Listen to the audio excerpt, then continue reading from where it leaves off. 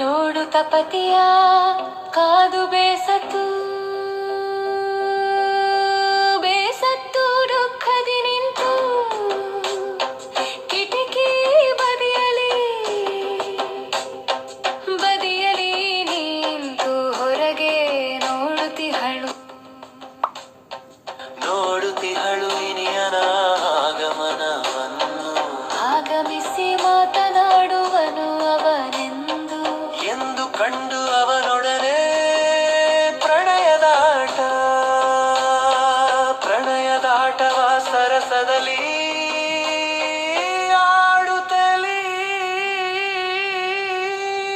ಆಡುತ್ತಾಟ ಮನದಡಿಯೇ ವಿರದ ಅಗ್ನಿಯನು ಶಮನಗೊಳಿಸಿ ಸಂತಸ ಪಡಬೇಕು ಸಂತಸ ಸ್ವರ್ಗವ ಮಿಲನ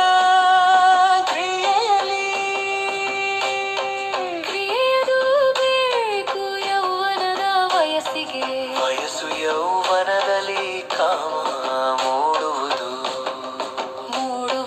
ಸಹಜ ಪತಿ ಸೇನೆಗೆ ಹೋಗಿಹನು ಸೇನೆಗೆ ದೇಶ ಸೇವೆ ಸಮಾಜ ಸೇವೆಯ ಮಾಡಿ ಎಂದು ಹಿಂತಿರುಗುವವನು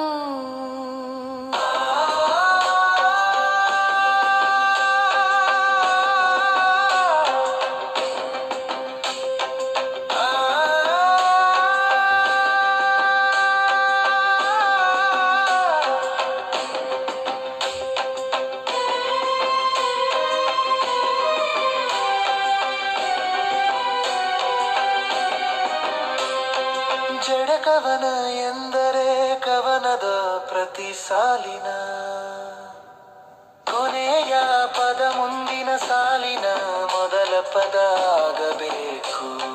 ಕವನದ ಸಾಲನ್ನು ಜಡೆನೆಯುವ ರೀತಿ ಹಣೆಯಬೇಕು. ಸಾಲುಗಳನ್ನು ಚರಣಗಳಾಗಿ ವಿಭಾಗ ಮಾಡಲು ಇಲ್ಲ ಸರಾಗ ಬರೆಯುತ್ತಾ ಹೋಗುವುದು. ಆ ಪದದ ಬೇರೆ ರೂಪವನ್ನು ಮುಂದಿನ ಸಾಲಲ್ಲಿ ಬಳಸಬಹುದು. ಅದ ಯಥಾವತ್ತಾಗಿ ಬರೆಯಬೇಕು.